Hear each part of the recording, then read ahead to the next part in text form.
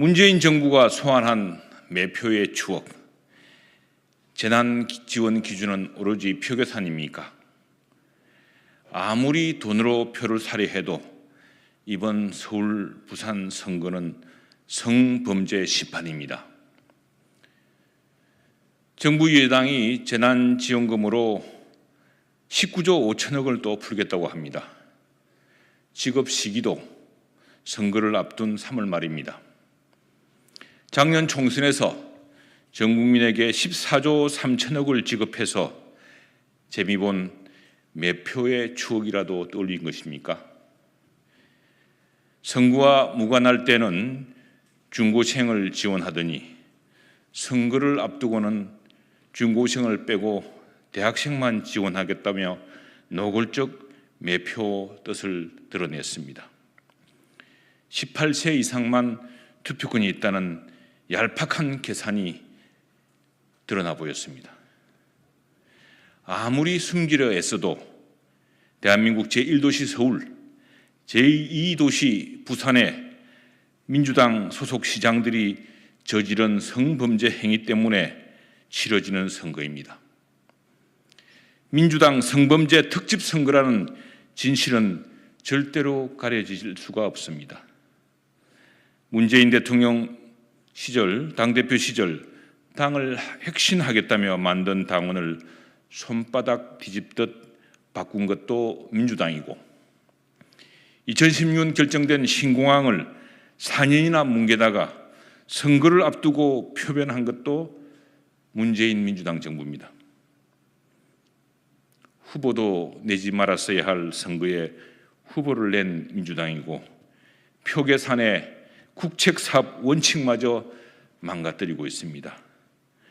오죽하면 임기 말 현직 관련 장관 공무원들이 정권 바뀌면 줄줄이 감사, 수사, 재판 받을 수 있다는 걱정을 하겠습니까?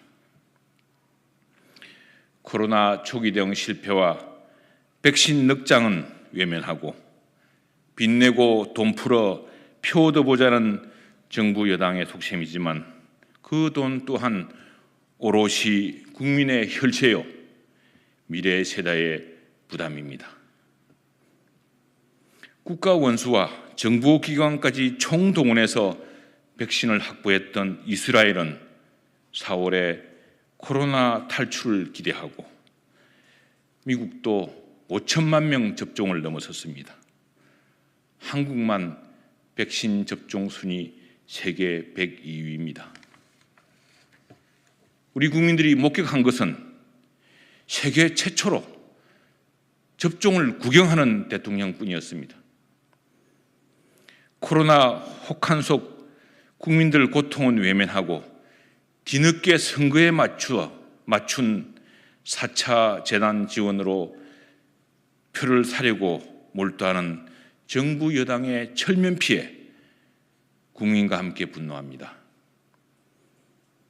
일찌감치 전문가 의견대로 1년 전 베트남, 대만처럼 우한 폐렴을 차단했으면 이런 고통은 없었을 것입니다.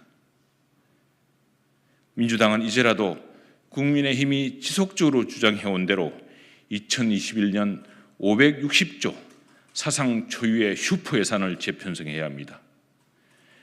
청와대 여당의 헛된 기대로 연초에는 이른바 치료제 덕분에 코로나 탈출을 예상하고 슈퍼 예산을 편성했지만 이제는 정부 예상대로 해도 빨라야 11월이나 백신 접종 효과를 기대할 수 있습니다. 그렇다면 이제는 사상 유례 없는 팬데믹 사태를 극복하기 위해 560조 전체를 대상으로 특별 재난 구제 차원으로 예산을 재편해야 합니다. 국민의힘이 지난 12월 코로나 혹한에 앞서서 신속한 예산 재편, 신속한 손실보상, 피해 지원을 강조한 것도 그 때문입니다. 재난 지원 대상과 기준이 표계산이어서는 절대로 안 됩니다. 민주당 의원들이 말합니다. 대통령 임기는 1년밖에 안 남았지만 국회의원 임기는 3년이 남았습니다. 자신들 말처럼 나라를 생각한다면 국정의 원칙부터 생각해야 합니다. 임기 1년 남은 문정부가 지나간 후에 그 후에도 대한민국은 지속되어야 하기 때문입니다. 180석 가까운 절대 반지를 믿고 대통령도 주저하는 법안을 밀어붙이는 오만한 행보를 즉각 중단해야 합니다. 민주당이 정녕 100년 정당, 10년 정당을 생각한다면 조만간 나라를 거들낼 추경, 매표 행위를 즉각 멈춰야 합니다.